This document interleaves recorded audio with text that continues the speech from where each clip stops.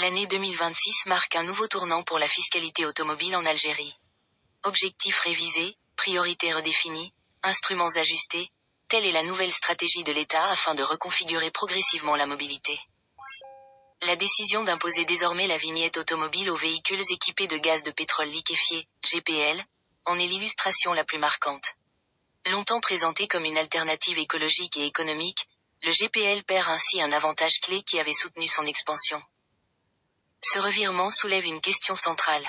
S'agit-il d'un simple ajustement budgétaire ou d'un véritable changement de cap énergétique ? Force est de constater que les pouvoirs publics ont activement promu pendant des années le GPL comme l'option à privilégier. Exonération de la vignette lors de la mise en circulation, subventions pour les kits de conversion, incitations diverses. Tout concourait à encourager les automobilistes à franchir le pas. Résultat du compte, plus d'1 million de véhicules circulent aujourd'hui au GPL en Algérie, preuve du succès de cette politique.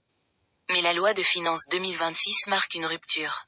En intégrant les véhicules GPL dans le champ de la vignette automobile, l'État met fin dès ce début mars à un régime dérogatoire qui avait fait du GPL un carburant privilégié. Impératif budgétaire.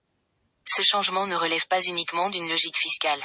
Il traduit une réorientation plus profonde de la stratégie nationale de mobilité. Car si le GPL est moins polluant que les carburants traditionnels, il demeure un combustible fossile. Dans un contexte mondial dominé par la transition énergétique, les autorités semblent vouloir accélérer le basculement vers des technologies jugées plus propres, à savoir les véhicules hybrides et 100% électriques. Autrement dit, le GPL n'est plus considéré comme une solution d'avenir, mais comme une étape intermédiaire. Au-delà des considérations environnementales, l'argument financier pèse lourd. Pour équilibrer la masse budgétaire, l'État décide d'élargir son assiette fiscale. Selon les estimations du cabinet Finabi Conseil, l'application de la vignette à cette catégorie pourrait générer plus de 2 milliards de dinars par an. Cette nouvelle ressource apparaît donc comme stratégique. Sur le terrain, les effets sont immédiats. Le prix du litre de GPL passe de 9 à 13 dinars, tandis que la fin de l'exonération de la vignette alourdit davantage les charges des automobilistes ayant adopté cette option. Pour de nombreux ménages, l'équation économique change brutalement.